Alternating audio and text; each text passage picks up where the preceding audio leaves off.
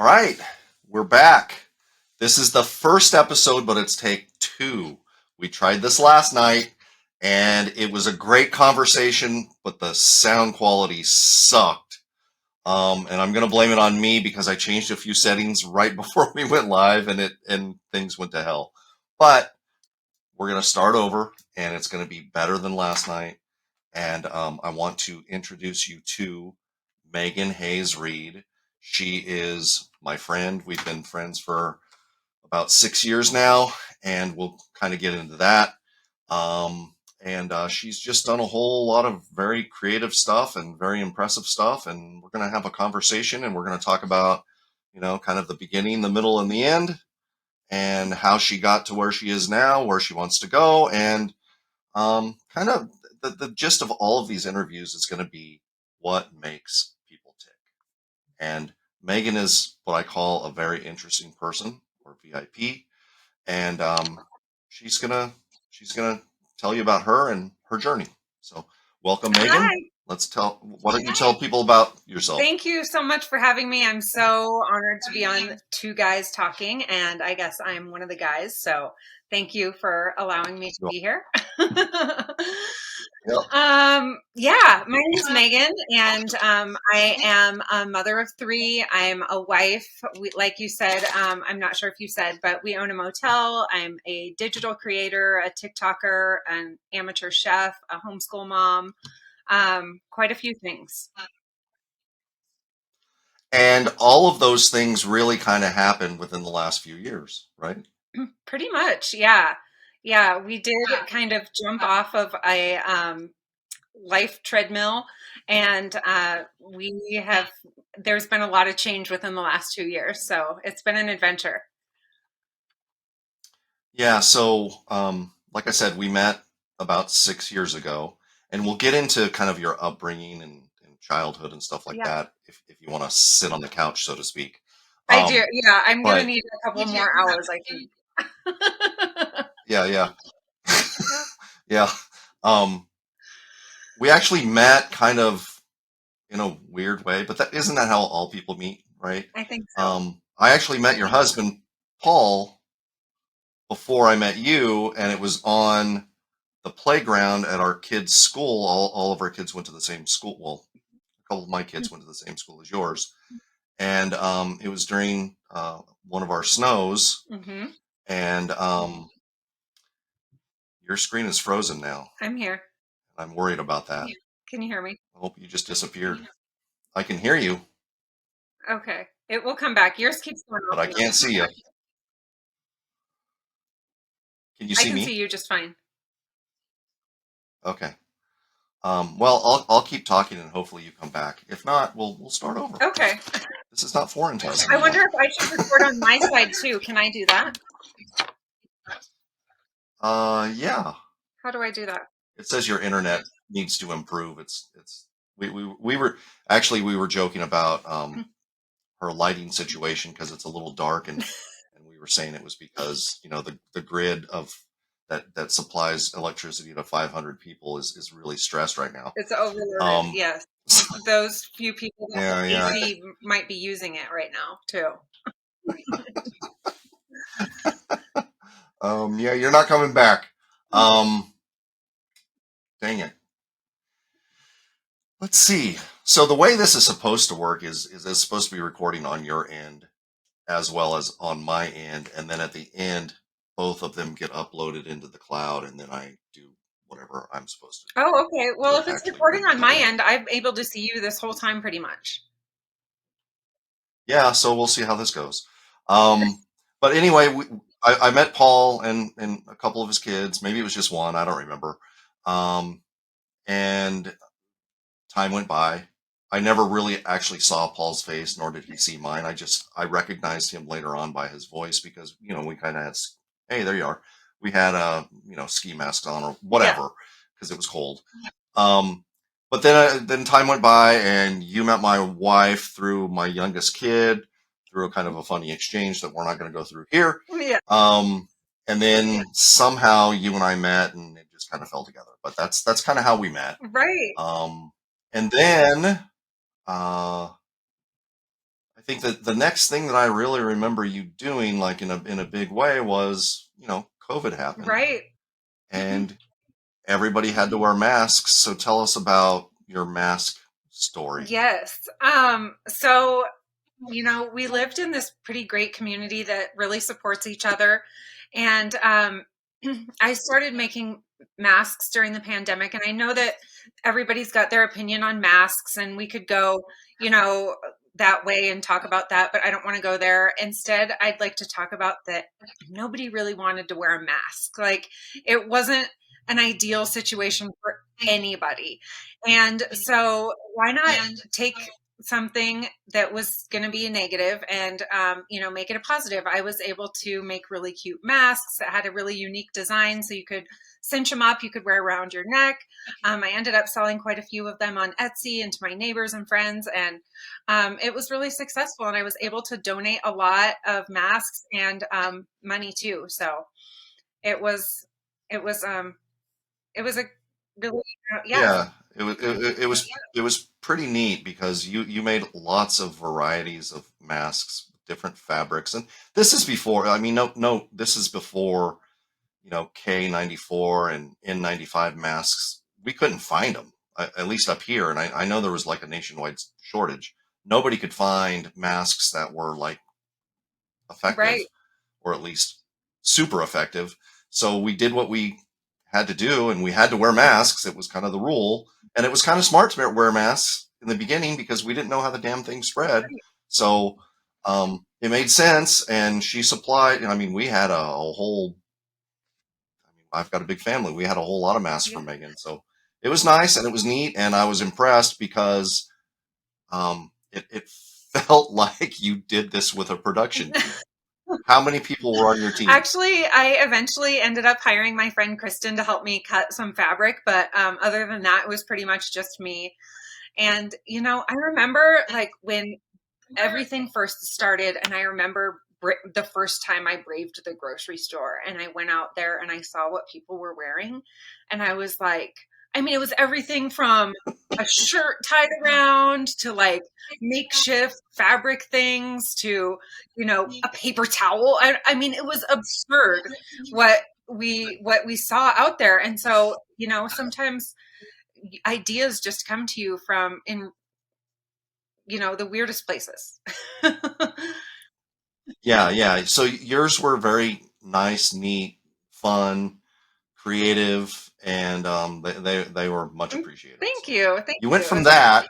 So you're making all these masks, giving all these masks away, and then next thing I knew, you decided to move.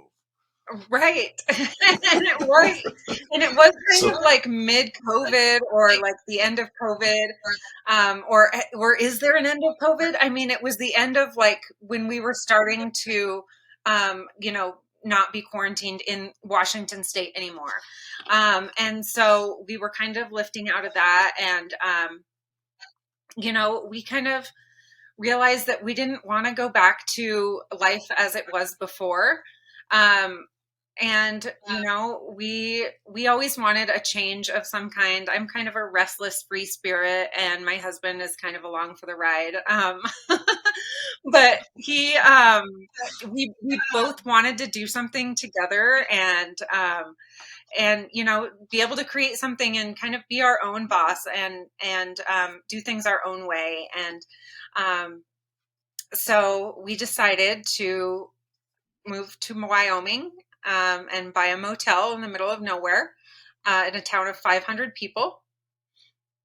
And we have had well, amazing success. So, yeah.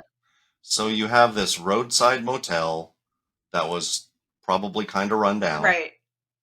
and you put your own personal touches on it and you fixed it up, and we've been there and we spent a week there, and it was a lot of fun. It Hmm. was a great place. There was nothing I could complain about as far as like the amenities or the situation. The beds were great and the water worked and the toilets ran, all that kind of stuff. Thank you. So it's a well-run machine. Yeah. And surprisingly, I have 4 kids, and they were all kind of dreading They were dreading the drive, but they were also dreading being there because it's like, hey, Dad, what are we What's going to there? do when we get there? And I'm like, I don't know. Yeah.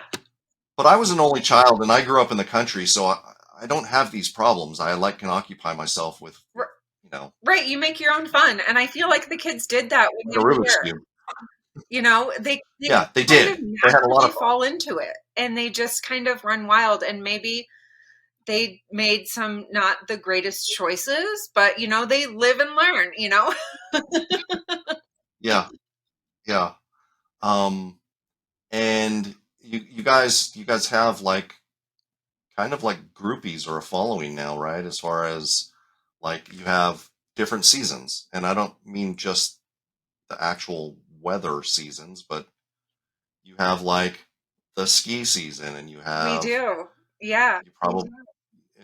We So tell us about we that. have What are the different things? so I was really surprised. I thought that the only time we were going to really be busy was the summer, and we are busy in the summer, and we are full, and we're full tonight.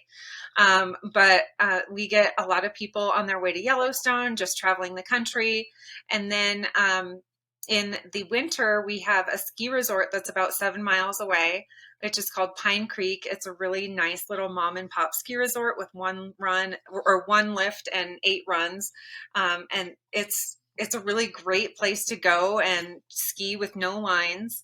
And then in the fall we have hunting. So our flow time is really spring, but the rest of the year is pretty booked up. So you mentioned Cokeville is a town of about It is. 500. Is it actually over I think it's 500? Yeah. 502. So you guys put it I over the think we top. did. Yeah, yeah.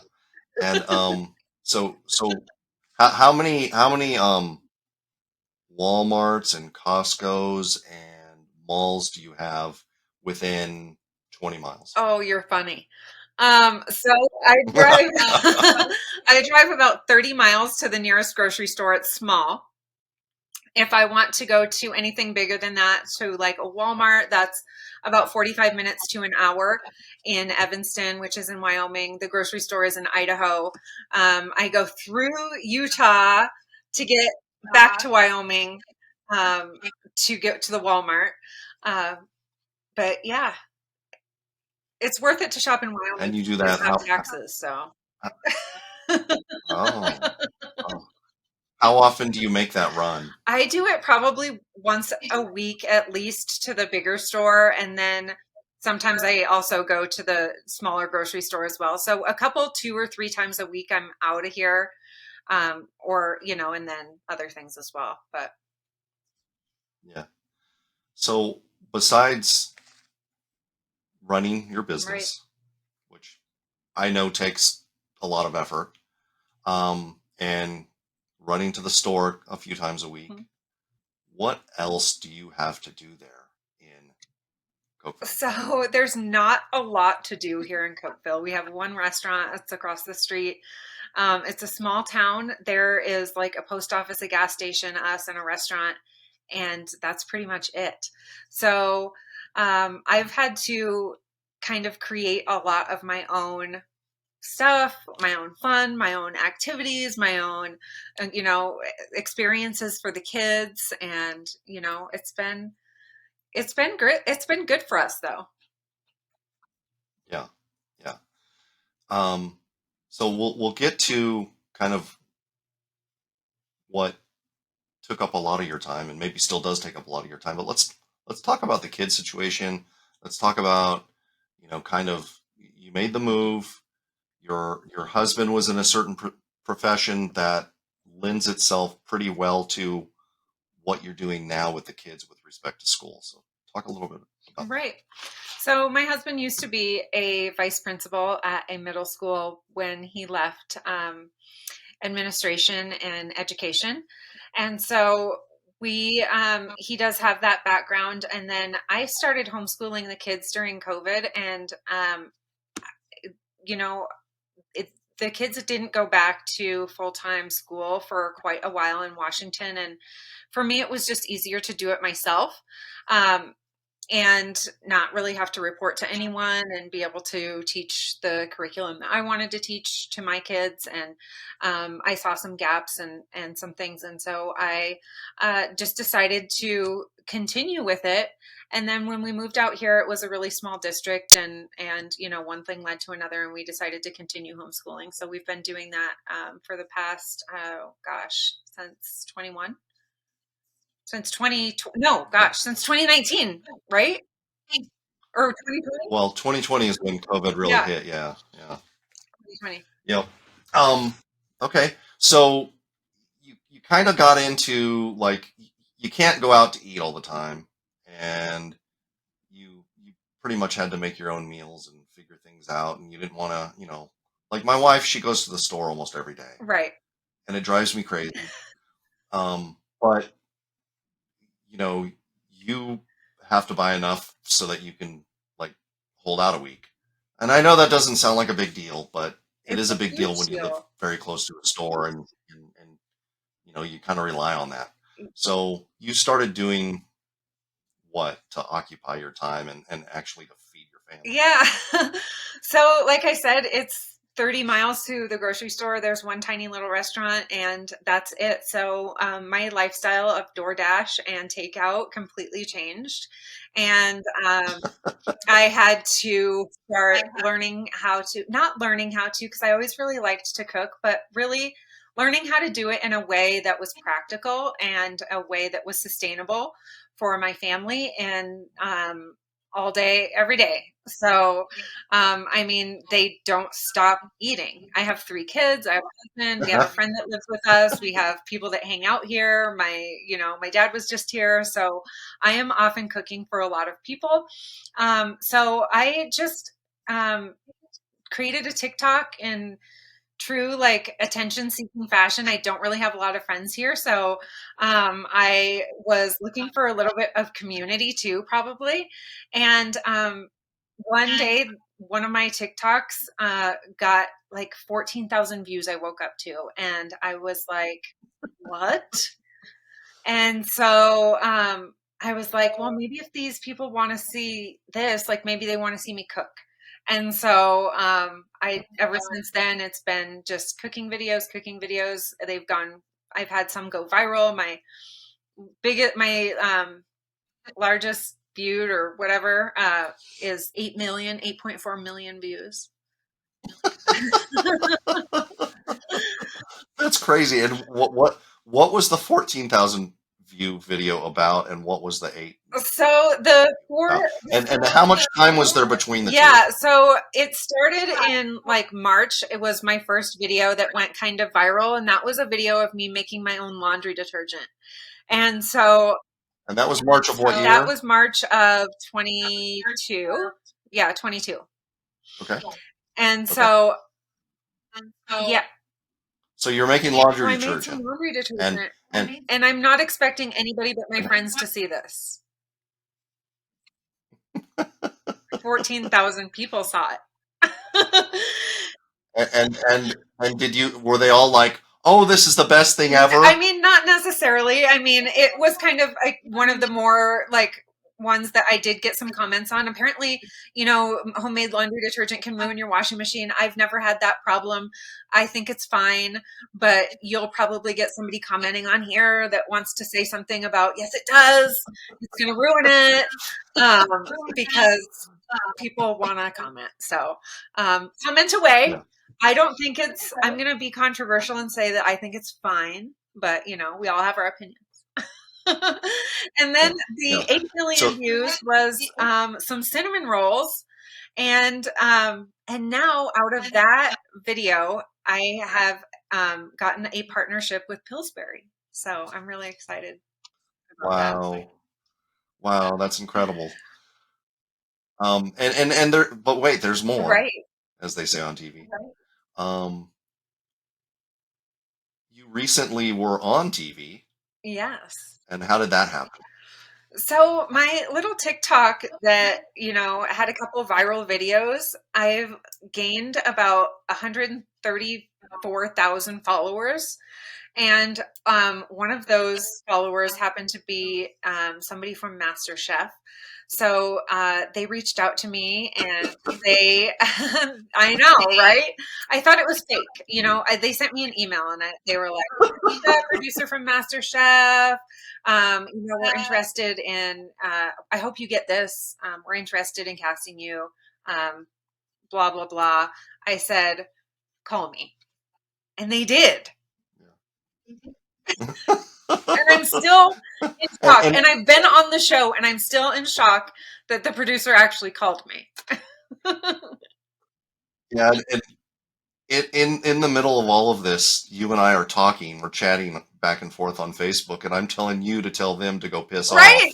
off, and drive a hard bargain. And You know what? I did because I didn't want to go, and not that. And I haven't talked about this in another interview, but I'll talk to you about it because we're friends. But honestly, like I had a lot of second thoughts about going. Like when they tell you that you have to go, they tell you, you know, you could be gone from anywhere from 2 weeks to 3 months. And I have 3 kids and a husband and a business and a life, and it wasn't just something. it's like being on a murder Yeah, trial. yeah. It could last a It long wasn't time. something I Yeah. was just like comfortable stepping away from for that long for an unknown amount of time. And so originally I did say no. And then they convinced me to give it a try. So they came back. I came back. They came back. Yeah. Because I remember you saying, I'm not going. Yeah. And I told them, I sent And the the email. next thing I knew, you went. Yeah. Yes, I know. I sent the email. I told them no, and then they called me back, and I ended up they convinced me. So, and I'm glad that they did because I had a really really great experience. I met some of the most amazing chefs. I got amazing publicity for my motel, which you can see on season 13, episode 3. So that's this season that is just currently airing. And episode 3, you can see a little bit of the story about the motel. So I would love it if you guys would watch it. Awesome. Yeah. We will. We will. Well, we have, Thank but you. everybody else should too because it's a lot of fun. Thank you. All right. So let's kind of rewind a little bit. Yeah. And talk about kind of like, we don't have to go back to your birth or anything. Where did you grow up? Small town, big town, childhood? What'd you like doing? Yeah, so I grew up in Kent, Washington, which is not too far from Bonnie Lake where you live. And it just happens to be like the 8th most diverse city in the nation. So I had a really great experience in school with diversity and, just like resources and culture and experiences. And I was really lucky to grow up in Kent, and it kind of still feels like home to me. Wow, I had no idea that Kent was that diverse because what is it, like 20 minutes away or something? It's pretty close to here. Right. And we're not that diverse. No, neither are we. We moved here from the Bay Area in California, and we were like, whoa. Mm-hmm. How was your feeling moving from Kent to here to Cokeville? Right. I mean, I guess it was good to have kind of that stepping stone between, because if I went from Kent to Cokeville, I probably would have been on the first train out of here. But I guess it was good for me in a lot of ways. And again, this isn't something I've talked about in other interviews, but I feel like we're friends, so I don't feel like anyone else is watching this. So, but I feel like they are. Well, they might be. But like I kind of had like very rigid views before, or I had like very opinionated views, growing up, how I did and where I did. And it's almost more humanizing to be out here and to like see that other people are just like living their lives differently than I choose to live mine. And, maybe that's not the most terrible thing in the world. And, like, because before it was so separate, like everybody's so separate. And so, and we're so divided and everybody talks about that. So I'm not going to go there, but it was good for me to really experience this. And it was culture shock for me at first, but I'm glad that I've had this experience. I think it's been really good for me as a person. Yeah, good, good. Yeah. Um, so tell me about your favorite subject in school. Yeah. So I was kind of an art nerd in school. I was No kidding. shocking, right? I mean, I was into photography and ceramics and painting, and I was an art model, and I did yearbook and all the things, and so it was really great for me, and I'm glad that they had all of those things, and I hope that they continue to offer those things in school, because it was somewhere for like a little nerdy, shy artist girl to be seen, somewhere. And Yeah, it was good for me. cool. After high school, did you go to college or did you go right to the workforce or did you become a mom right away? How'd that Yeah. work? So I went to college like everybody says you're supposed to do immediately. And it didn't work out, shockingly, because I had no idea what I wanted to do. And so I Yeah, did that for a while, and then I ended up going to work. And I've been really lucky with jobs. And like I told you before, I have this uncanny ability of getting people to hire me for jobs that I'm not really, maybe not that qualified for.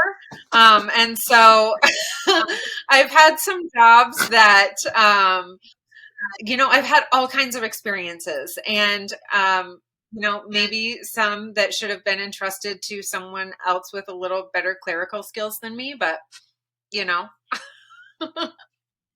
yeah, yeah. And then, so college College didn't didn't work work out, out. I and went to what'd you do work. after that? Then I Did went you back got some to office school. jobs Then or? I went back to school, and I decided I wanted to be a court reporter, which was a disaster of a decision because like that is not me. It's not my personality. I have no idea why I wanted to do that. It was just a money decision. Um, and You know what you should have what? done? You should have been one of those court drawer people with the Should have cartoons. done that. There's not too late. Oh, It's not too late, Bill. I'm only 42. it's not too No? late. So, yeah, I might put that on my list. And then I dropped out of school again and went back to work. And then I ended up, meeting Paul and having kids. And we decided that one of us should stay home with them. And, it happened to be me. And so we decided to, buy a house and have all the kids and a dog and all the things. Yep, yep. All right.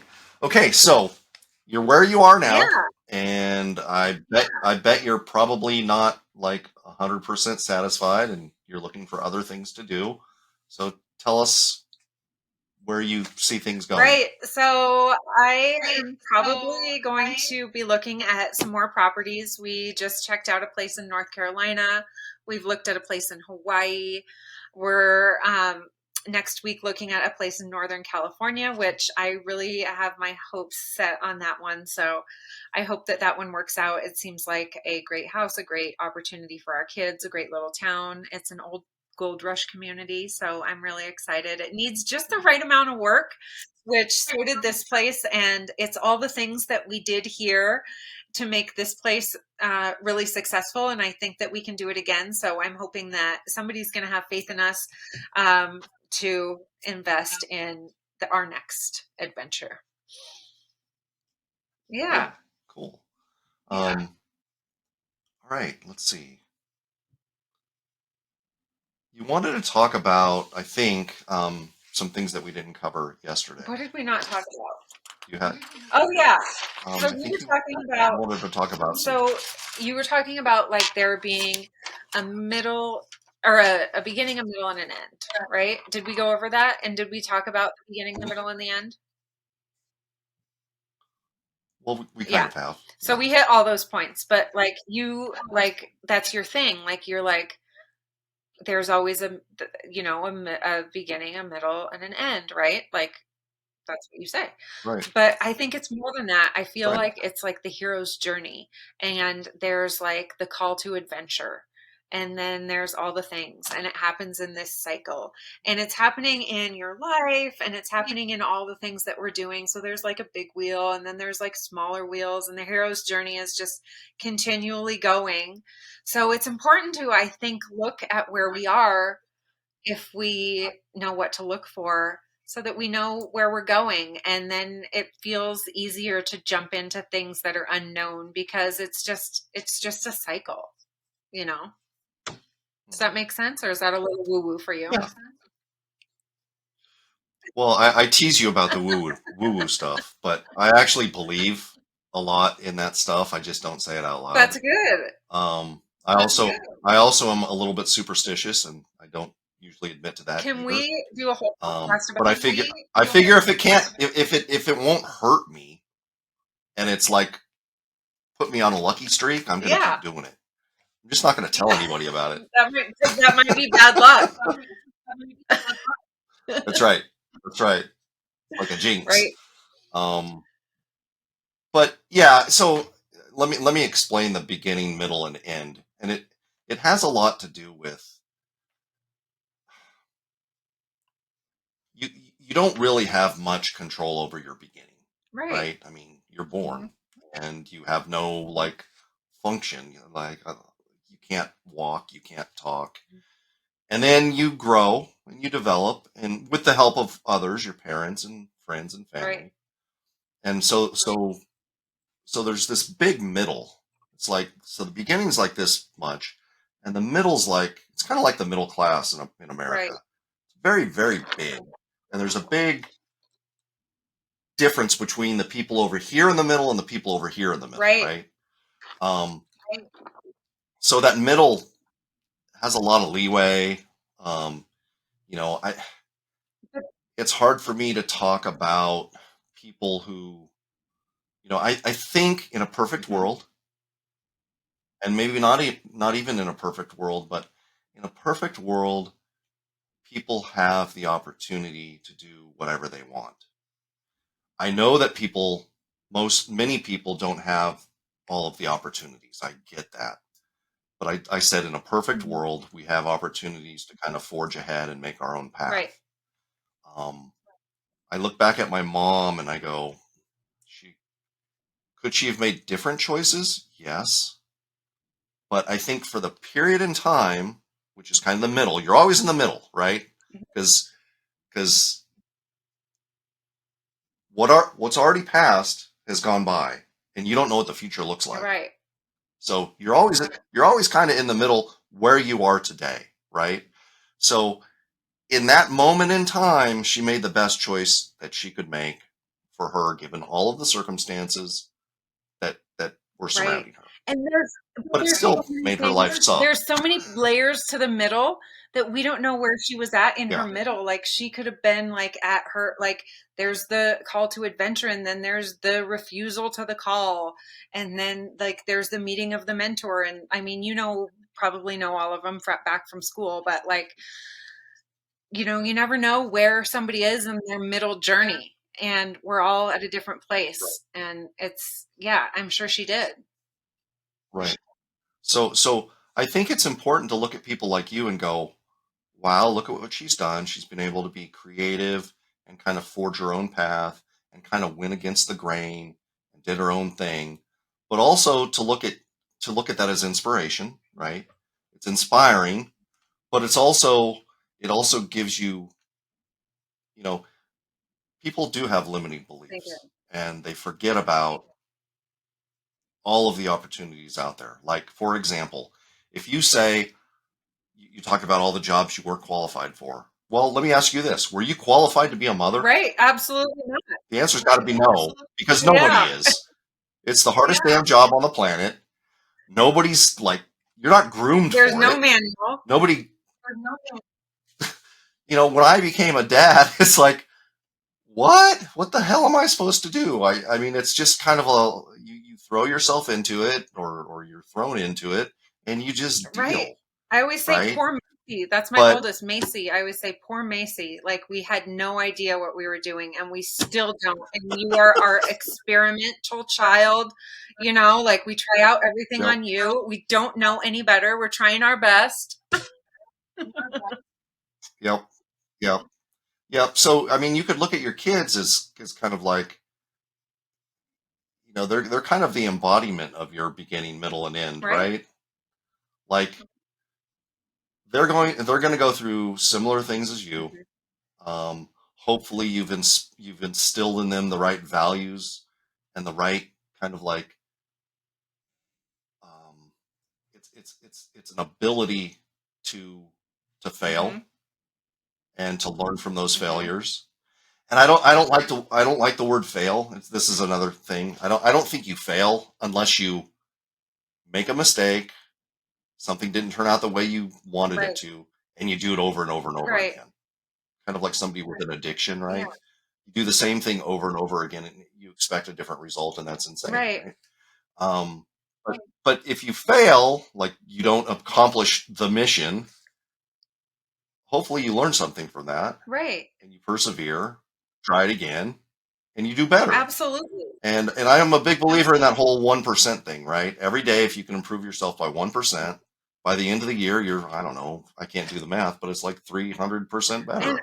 It's a And big a lot deal. of people just stop at those failures and they take those failures as, or, learning experiences as, well, I'm not that, or I will never be that, or whatever it is. And, the Right. ability to embrace failure. And that's why I embrace the word failure. And I know that some people hate it so much that they don't even want to use that word and they say you should learn from it. And it's not really a failure, but, it's like, if you just embrace it as like it's fine, like that's a part of life, it's part of the cycle, like, and then you can just jump, it's easier to jump back from it. And I think that that resilience and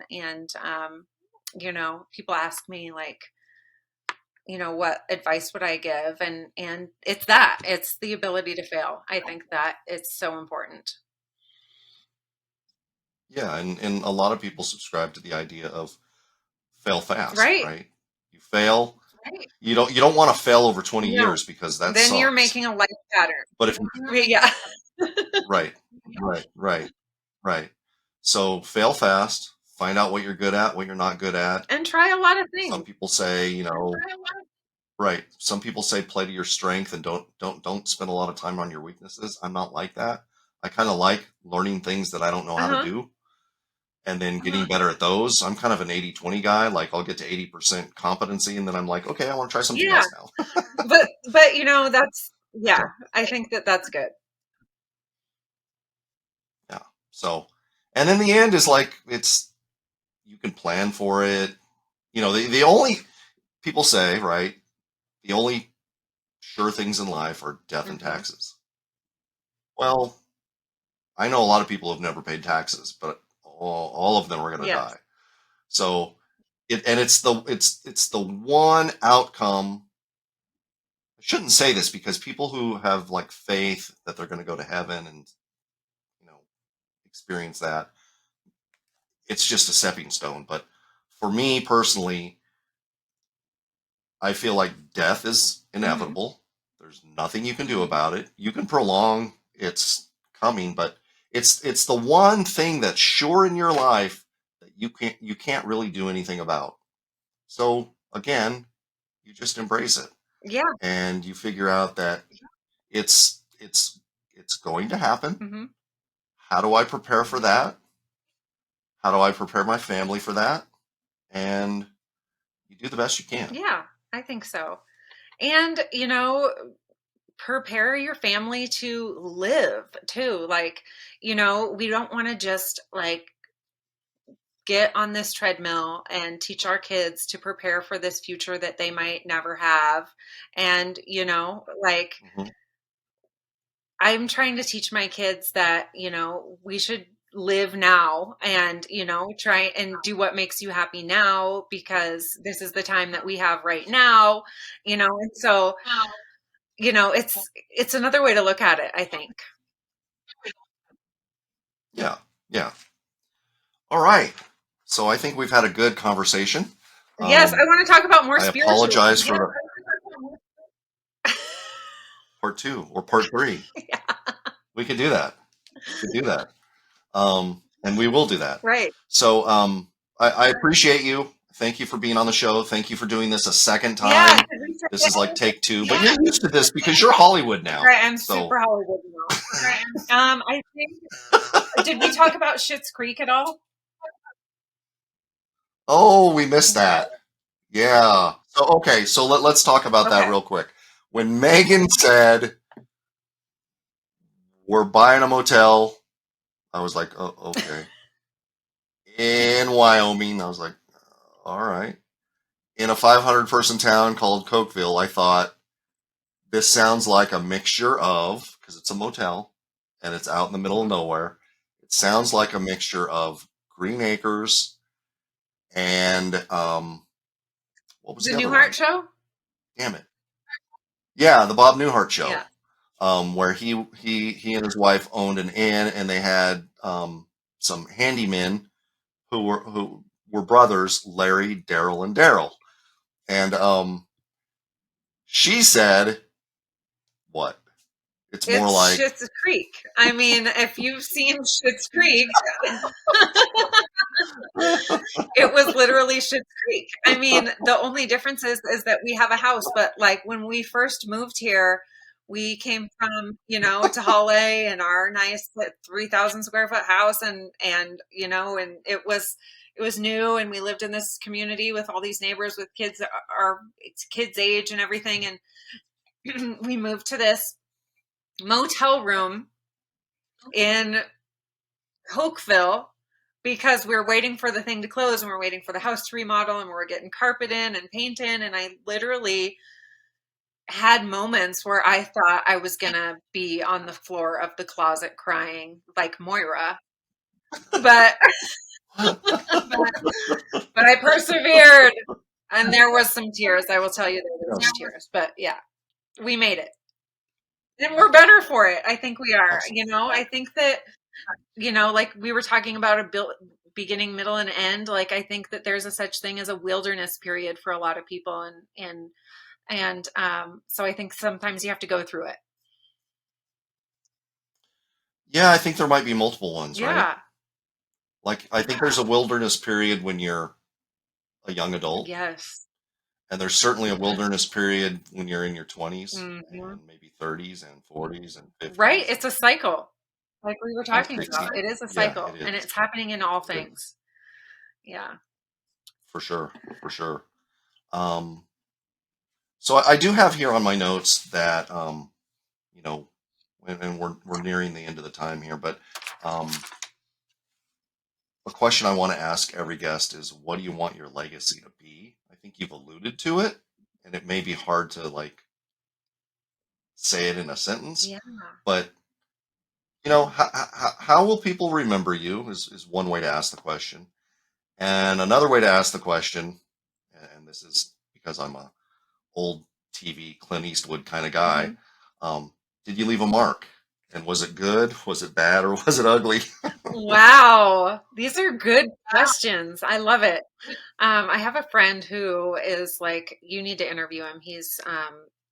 He was on MasterChef too, and he was on Shark Tank, and he kind of just is traveling the Oh, country. wow. He's in his early 20s, and he is just traveling the country so that he can have a story before he, settles down into corporate America or whatever he decides to do, or even chooses a That's a town, great idea. and so he wants a story, and he's just like living his best life, and he's on Instagram, and you guys should follow him at Kyle Goes Off.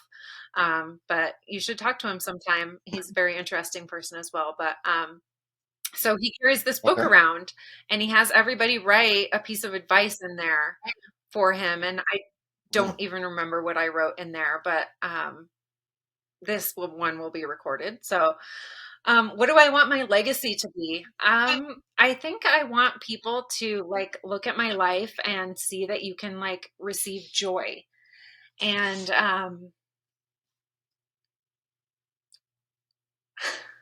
It makes me tear up. That you can like be different and have like a different idea of what you want to do with your life, and that's okay. And why am I crying? I am gonna make it my point to make somebody cry on every show. Most of the time it'll be me though. But yeah, just to like have joy in your life and to like embrace it, and just to, you know, it's okay to follow your own path and like and to do what makes you happy and to do what makes your family and what's best for your family. Because like sometimes what's best for your family isn't like what the books say, or you know what your parents say. You know, maybe what's best for your family is something that is like completely different. And you know, I encourage you to explore that and do that, because this is the really the only chance that we have. So you know. Yeah. Good answer. Good answer. Do you want to answer the second one Did I about leave a mark? Have I left a mark what's on that? Cokeville? I hope I have. And I think it's all three of those things, and it depends who you ask. Yeah. Yeah. Well, on a subsequent show, we'll talk about the time that we were there. We spent a week Yeah. there, and your husband, I think, was almost arrested, I think he was. and he did nothing wrong. Yeah. Yeah. There was an Yeah. incident. And Paul is the nicest guy. He's He chill. is chill. He loves It was everybody. Yeah. he Yeah. does, and it was the weirdest That situation. day, I mean, And never a dull moment. awesome, awesome. All right, so I have to put a pitch in here. Thank you first of all for being on the show again. You know, hopefully second time's a Thank charm, but you. you know, there's always a third chance. But I do want to say, please watch, please like, please subscribe, and please share. And if you have a guest that you think is a very interesting person, send them my way. I'd love to talk to them. So thank you again, Megan. Thank you I so really much. It was appreciate an you. honor. Thanks for having me. I would love to come back. I can't wait for Awesome. part 2. Awesome. You'll be back. All right. Thank you very much. Thank you. See you later. Bye.